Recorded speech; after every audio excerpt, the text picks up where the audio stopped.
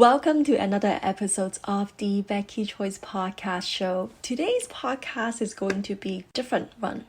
From now on, it's going to be a little bit different format because I'm actually going to be recording this episode inside my Facebook group. So I have always have a Facebook group since a few years ago. I created when I first started my journey. And I had the intentions to share more things and answering FAQ in my Facebook group. But, my kids are only like, they even now they're still 3 and 5 years old. So they were pretty young, right, back then. I just didn't have the time to use my Instagram because I use Instagram as my main social media platform. But then I wanted to create a Facebook group so I can have a more intimate FAQ sessions with moms who are also struggling diastasis recti. And I know that it's not that easy to go public and comment on a post or reply some of my posts, being in the public comments, right? Because other people might be able to see who you are and you might be a little shy, and I totally get that. I was one of those shy girls too. I'm an introvert, so that's why I created that group. But life carries on, and I was never able to have that time to dedicate the time inside a Facebook group. So I felt so bad. But now in 2022, Happy New Year, I wanted to reignite this group and have a FAQ sessions here so that while I'm recording the podcast episode, I can interact with my audience live here on Facebook group. And if you are watching live here, drop a comment live here, and also ask any questions as we go, as I'm recording this episode or any episode that I'm recording in the future. And if you're listening to this on the podcast, it's very easy to join. So you just have to search Diastasis Recti Secrets. You just have to search Diastasis Recti Secrets in the Facebook group, and you're going to be able to see my group and ask to join. And that's how you can ask your questions and I can answer them live during the recording of my podcast episode. How cool is that? And I see some people watching, and I'm so sorry. I don't know because it is my first time doing this live here. But if you have questions, I think I should be able to see them. So if you just say hello, whoever you're watching. Can you say hello, see if I can see what you're saying? And then and also, as I'm saying, you can ask me any questions here in the live here while I'm recording my episode. Oh yes, I can see your comments. So cool. I can see it. First time here. Hello, Kim.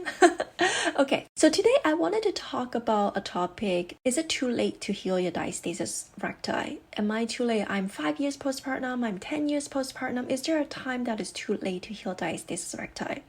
So this is one of the main questions, very common questions that I get asked a lot in my DM. It's always the same answer, which is a no. A short answer is a no. But I wanted to elaborate and explain a little bit more. Why is it a no, and what to do from there? And then so it's not like just a short answer no, right?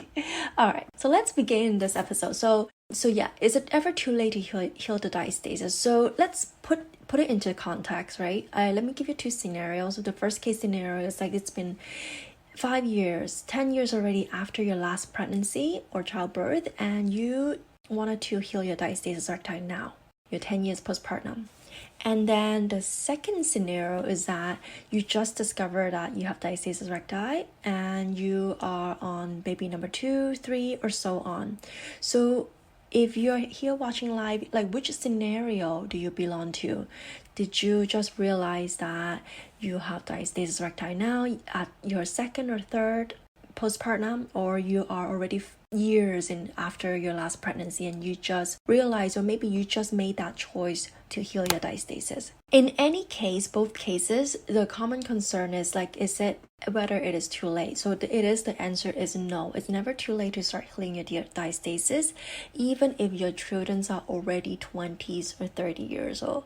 You can still undergo a process to heal diastasis, and no, you do not need a surgery in order to heal it. You can heal it by doing exercises, by having the right nutrition. You can absolutely heal the DR years later, working on foundational mind to muscles connections, reconnections, making some postural adjustments and strengthening the deep core muscles through progressive exercises. In short, it's what I call the map. You need a map to go to find your destination. You need a map to have the right path. So you need a map, and for mind to muscles connection, you need to be able to connect your muscles by thinking. If I'm telling you right now, can you contract your pelvic floor? Do you exactly know what I'm talking about when I say pelvic floor? And I'm not surprised, and I'm not mocking you neither. When people tell me, when I first heard about pelvic floor, like, where is this pelvic floor? Like, what floor do you mean? Like, which floor? I seriously thought it was like that. Like, when I first heard of this term, like, I mean, like, nobody would. How's your pelvic floor health? How are you doing with your pelvic floor? Like, no, nobody will ever ask you or even talk about this topic. Your friend is not going to bring it up. The only person that is going to bring it up is likely your doctor, but your doctor probably wouldn't even check your pelvic floor before you had baby, and maybe even before you had sex, right? Maybe you had some pain down there and you go ask the doctor the questions, then they begin to talk about pelvic floor. But otherwise, you wouldn't really just come across this term or talk using this term on a day-to-day basis. Like, where the heck? Like, I thought, what floor? What are you talking about? So it is your lady parts, right?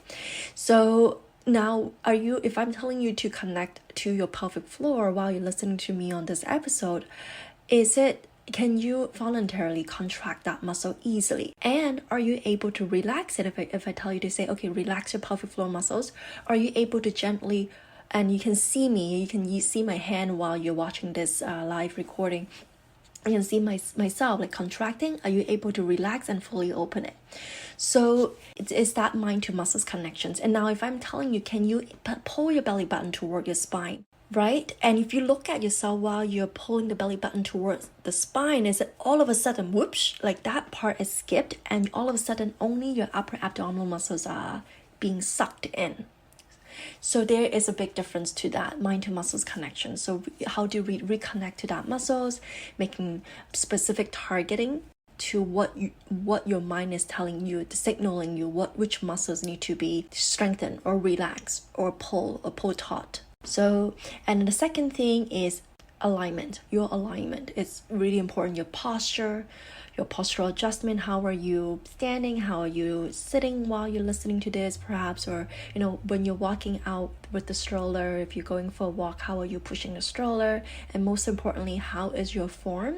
When you are doing your exercises, what's your form like? Is your form completely arching? Your back is arching. When you're doing supine exercises, like if you're lying on the floor, if you are doing a leg knee lift or leg slide, is your back touching the floor? A lot of the time, it's hard because our muscles are not as flexible as before and they're very tight. So we need to make sure that our alignments are correct, our posture is correct, our form is correct when we're exercising, so that we can actually efficiently and effectively target that muscles that we need. And the muscles we wanted to target a lot is the transverse abdominal muscles, the deepest core layers of the core muscles that we need to target. And then the last letter of the map is P. So progressive exercise. So we need to not just do a knee lift 1 billion times. It's so boring. Who have that time and just like lie on the floor and do knee lift like 10, 20, 30 times that most of the physical therapists would ask you to do? Or like even if you go on YouTube, that's what they say. You need to do knee lift, you need to do leg lift, or like bridge or whatever, right? For 20, 30 times. It's so boring. It's so boring. At some point, you definitely need to progress your exercises and make it fun and make it enjoyable for you so that you can actually continue that momentum. But most importantly is for you to build strength. Your body is able to adapt, and your body is super smart, is able to do a lot of things that you didn't think you can, but you need to do it progressively. You can't just jump from nothing to doing a crunch all of a sudden. And crunch is totally okay when you have diastasis. You just have to progressively move forward. So that's so cool. And now, if you haven't been practicing the correct posture and haven't done any exercise yet to regain your core strength, it's never too late to start now. So, and hello, Facebook viewers. It's I'm recording a live episode here for my podcast. But if you have any questions, throw in here. I will do the FAQ at the end, and then I will answer the questions that you might be thinking. So, yeah, and to talk more about what kind of exercises to start, so it's recommended you start slow with first breathing exercises, because you don't want it to overwhelm the process. You don't want it to overwhelm that mind to muscles connections that I was talking about. And definitely breathing exercises will help a lot. So, and I talk a lot about breathing on my podcast episode before, but just to give you the context, the way I teach my clients through breathing exercises is called 360-degree breathing exercises. And it's not a belly breather, it's not a chest breathing. If you think about a 360-degree a balloon, okay? If you think about a balloon, you're thinking about 360-degree of the balloon, right? All angles. So when you're breathing, your chest, the side of your ribs, your back, on the spine, your belly, and your pelvic floor, it's when you're inhaling through your nose, they should be all expanding at the same time, at the same rates, at the same time, slow and steady. And then you will want to exhale. It's just as important. Your inhale is just as important as exhale. When you're exhaling, you should be tightening up your core muscles, lifting gently with from your lady parts first, and pretend you are sucking up a smoothie or a blueberry with your lady part, sucking up gently as you're exhaling. So that's what I call a breathing exercises. You start slow, and if you're very confident, maybe you have practiced a lot with your trainers or other people, physical therapists before, you're very confident with that. You don't have to do this forever, but you definitely wanted to take it to the next level and do more moderate exercises and keep going. For me to give you some more tips for your alignment, so the second letter, the A, is about posture and alignments, right? So we wanted you to, when you're standing, you wanted to avoid thrusting out your ribs, your rib cage. Oh, you can't see me on my video, but you wanted to avoid thrusting out your chest, like you're arching your back thinking, oh, I'm sticking my butt out, like, you're having that model kind of posture, but you're actually going to be arching your back more, and it's not gonna do any good for you. You're gonna have really tight and you're gonna have tight back, and you're gonna have more back pain. And some people will do the opposite. Because their belly is sticking out so much, they will habitually squeeze the tummy. They will habitually squeeze that tummy, thinking if they can squeeze the tummy, they will squeeze the butt, and like everything will hold tight together, and that's also not very good. All right, you're going to be in that likely like an anterior. So I'm talking about terms here, but like anterior pelvic tilt and posterior pelvic tilt. Basically, you're literally, like, if you're thinking about your spine like an S shape, like it would be like a big S shape, or like a mini S shape, but your posture is really out of that alignment. Your posture shouldn't be really a S. It should be just a tiny little curve at the bottom, like just where your underwear lines are. So watch out for that and really relax everything. If you're sticking your ribs out, and I want you to really think about bringing back your head toward your shoulders. So a lot of us have forehead posture when we are, because we are in this technology society, we always have forehead slouching a lot, and if you're thrusting and slouching, it's just not good for your functions. So stand tall, not military tall, but like, if you have a ponytail here on top of your head, pull it up and feeling that stretch on your neck, bring the neck back toward your shoulders area so that you can actually be aligned. And then watch out your ribs above your hips. So we call it stacking. So your ribs stacking above your hips, but think of stacking books together. Like your ribs, like the side of your ribs should be the same angle as where your your hips are. It shouldn't be too much forward, it shouldn't be too much backward, so then you're actually in alignment. Walk more, sit less, keep changing positions. If you can, I would, if you're sitting on your desk a lot for work, because a lot of the moms, we are all like working at home now, get a stand-up desk. That's exactly what I'm gonna be getting for myself, a stand-up desk, so then I can actually stand and do my work instead of sitting and do it. I really loved it. I've been using my kitchen countertop.